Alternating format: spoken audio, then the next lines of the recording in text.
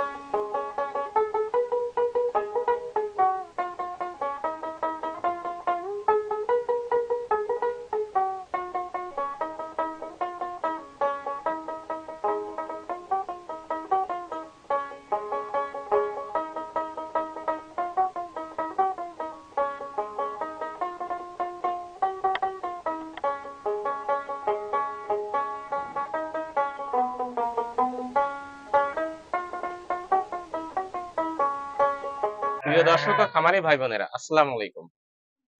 আজ আমরা একটি গাড়ল খামারে এসেছি। গাড়ল খামারে এখানে অনেক গাড়ল বিক্রি হবে, প্রচুর গাড়ল এখানে দেখা যাচ্ছে। তা আমরা আমাদের যে খামারি ভাই আছে তার কাছে জানবো তিনি আমাদের গাড়লের কত দাম এগুলো সম্পর্কে আমাদের বিস্তারিত জানাবেন। আমরা তার সাথে আগে পরিচয় হয়ে নিই। আসসালামু আলাইকুম। ওয়ালাইকুম সালাম। আচ্ছা, ভালো আছেন? আলহামদুলিল্লাহ। ও, ভালো ভালো। হিউজ গাড়ল আপনার এখানে দেখতে আছে পাচ্ছি। মেলা আছে। মেলা আছে। মেলা আছে। তা আপনারা কিন্তু গাড়ল বিক্রি করবেন, হ্যাঁ অনেক গাড়ল বিক্রি হ্যাঁ করবেন। হ্যাঁ। 50টা গাড়ল দিয়ে আপনি শুরু করছিলেন আমি যখন এসেছিলাম। এখন কতগুলো গাড়ল আছে? এখন 177 পিস আছে। 177 পিস আছে। হ্যাঁ, বিক্রি করবেন কতগুলো? বিক্রি প্রায় 100 পিসের মতন। প্রায় 100 পিস।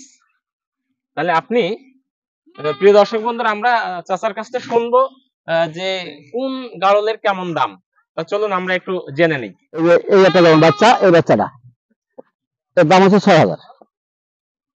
হ্যাঁ, এর দাম হচ্ছে 6,000। কিনার উপরে যে লেস বড়,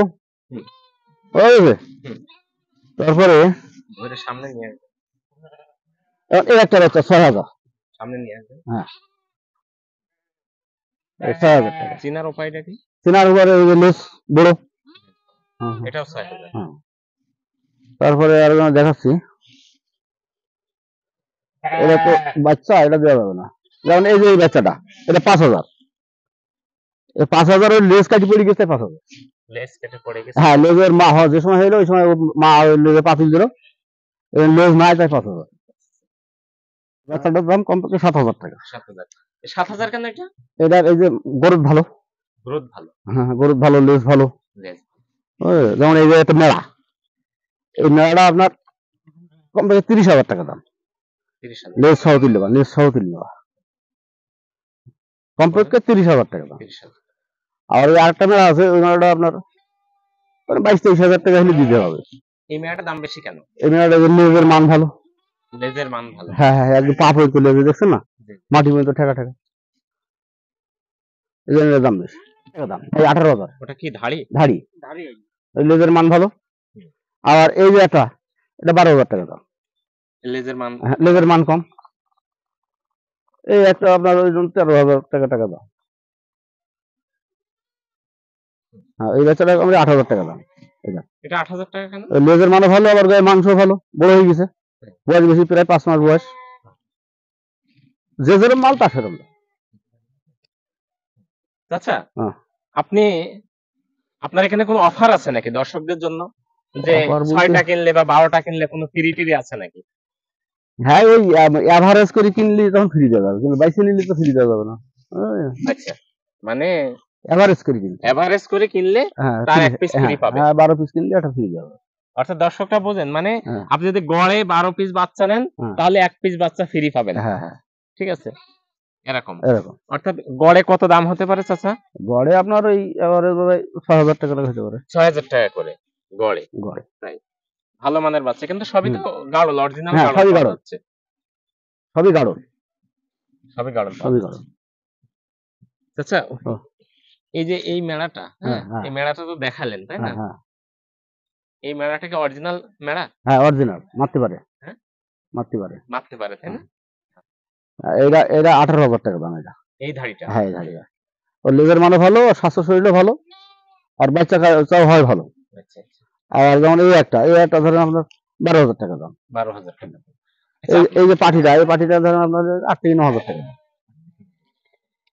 এইরকম। যেমন এই যে একটা ধাড়ি, একটা এই একটা ধাড়ি, এই ধাড়িটা আপনার প্রায় 15-16,000 টাকা দাম। 15,000 টাকা। আপনার এখানে সর্বোচ্চ ভালো আবার এইটা নিলে আবার কিন্তু দাম কম। ওটা কত? এটা আপনার ওই 13,000 টাকা। 13,000 টাকা দাম। এখন তো মানে যে যেটা মাল তার সেটা দাম। তার সঙ্গে দাম। মালের কোয়ালিটি বুঝি দাম।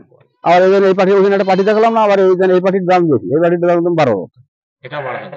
এই পাঠিটা 12,000, কিন্তু ওই পাঠিটা দেখালাম হুম। প্রায় সেম, সামান্য 19-20। ওটা হচ্ছে খুব বেশি 8-9,000, আর এটা 12,000।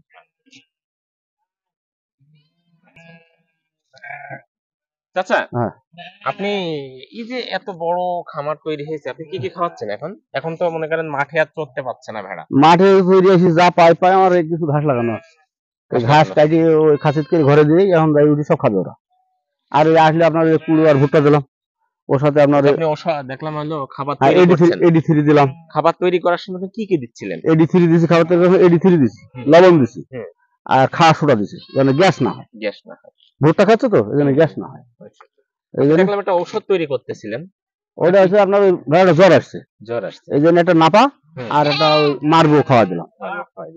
অর্থাৎ মোটামুটি আপনি একটা ভেড়া বিশেষজ্ঞ মনে হচ্ছে। হ্যাঁ, ভেড়া আমার অল্প এখন সময়ের ভিতরে ডাক্তারের সাথে সেরকম কোন ডাক্তারের কাছে যাওয়া লাগে না। যাওয়া লাগে ইমার্জেন্সি মানে দেখা হলো আমার যখন ফেল হয়ে যায়, তখন হয়তো সেটা যেমন ডেলিভারি করার সময় বাচ্চা যদি উল্টো পাল্টা থাকে, তাহলে হয়তো ডেলিভারি করে পারতিস না আমি, তখন হয়তো ডাক্তারের ডেকে হয়তো ডেলিভারি করি। তাছাড়া সচরাচর আমার যাওয়া লাগে না। আচ্ছা আচ্ছা, আপনার এখানে এখন বর্তমানে 50 গাড়ল নিয়ে শুরু করেছিলেন, এখন আপনার 175টি গাড়ল। কত টাকার আপনার মনে হচ্ছে যে ছোট বড় মিলে? এখানে সব মিলে আমার প্রায় 22-25 হাজার টাকা, 25 লাখ টাকার মাল আছে। 22 থেকে 25 লক্ষ টাকা। আচ্ছা, 175টা যদি একজন গাড়ল পালন করে তাহলে এখান থেকে বছরে কেমন বছরে তো 2-5 লাখ টাকা কামাই করা সম্ভব। 2-5 লাখ টাকা লাভ আসবে সমস্ত খরচ বাদ দিয়ে, সব খরচ বাদ দিয়ে 5 লাখ টাকা এখানে। আর এটা কাজ তো আমার সব লেবাররা করে, এই দুটো লেবার আছে, লেবাররা করে। আর এই সময়টা আমার দেখাশোনা কাজ ফার্মের ভিতরে, আমি মাঠে যাই না, এই লোকজন যায় মাঠে, আর আমি ফার্মের ভিতরে যেমন খাদ্য দানা রেডি করে দিলাম, একটা ভেড়া অসুস্থ হলে তার চিকিৎসা করলাম, যেমন একটা ডেলিভারি করেন দরকার ডেলিভারি করালাম, প্রেগনেন্ট ভেড়া বাড়িতে থুই যায় ডেলিভারি করায়, এইসব ফার্মে থাকি। আপনি এখানে এখন মোট কতগুলো ভেড়া গাড়ল বিক্রি করতে চাচ্ছেন? আমি 100 পিস মাল বেচছি। 100 পিস মাল বিক্রি করবেন, নিয়ে আবার 75 পিসে আসবে। হ্যাঁ, ওর থেকে আবার এটা কত দিন পর পর আপনি বিক্রি করতে পারেন? বছরে তো 4 বার তো বিক্রি করি। 4 বার বিক্রি করেন।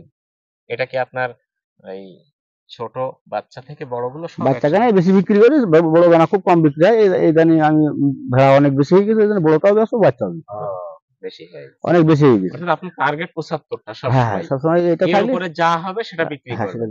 এই 100 পিস ছোট বড় মিলিয়ে আনুমানিক দাম কেমন?